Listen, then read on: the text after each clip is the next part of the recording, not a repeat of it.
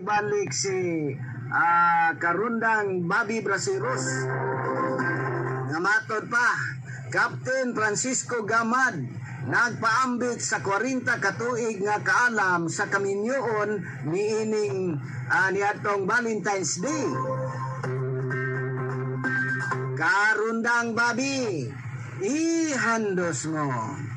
Sa pagsuli sa Valentine's Day, si Francisco Gamad, barangay captain sa barangay Buhangin, nihatag o kinasing-kasing o makahuluganong tambag alang sa magtiayon o mga batanong magmahalay sa komunidad nga nagikan sa iyong upat kadikada nga kasanatian sa kaminyoon.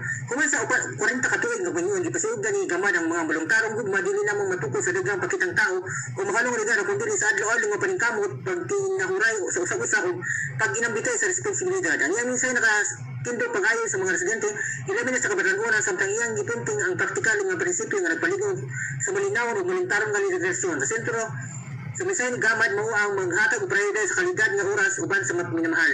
Sa karon nga paspas nga digital nga kalibutan iyang gipasugda nga tinuod nga presensya mas bilingon kaysa material nga mga butang. Gipasugda gusto ni Gamad ang pailog isip usa ka mahingdanang iya sa kaminyoon ug pag-irasyon. Ana jud ang kalahiyan ug dili pag sinabtanay apan ang pag nagpabiling kalmado gusto ang nagunahon panahon sa pragladis makatabang sa pagtugong sa paglala sa problema. Sumala sa barangay captain ang pailog ug nagtugon sa magtialon nga magtulungan o pagtubog imbes nga magkalayo kung atubangon ang pagsulay sa kinabuhi. Usa pa kasagit sa voluntarong gugma, matod ni Gamad mao ang paghila o respeto sa mga limitasyon sa matag usa. Walay hintik nga kapikas ug ang pagpaabot og kahintikang kasagaran magsangpot sa kapakyasan ug pagkaminyo.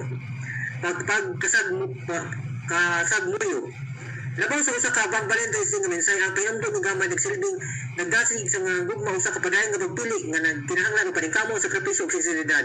Samtang nagsulong ang barangay Buhangin sa panahon sa gugma ang mga pulong sa kapitan nagpaligod sa usa ka yanong apan gamhanan kamatuoran ang voluntarong lesson dili lang nakatugod sa pagbati kundi sa oras pailog ug pagsinabtanay.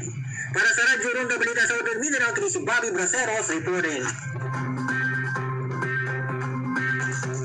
Okay, daghang salamat Karundang Bobby Braceros.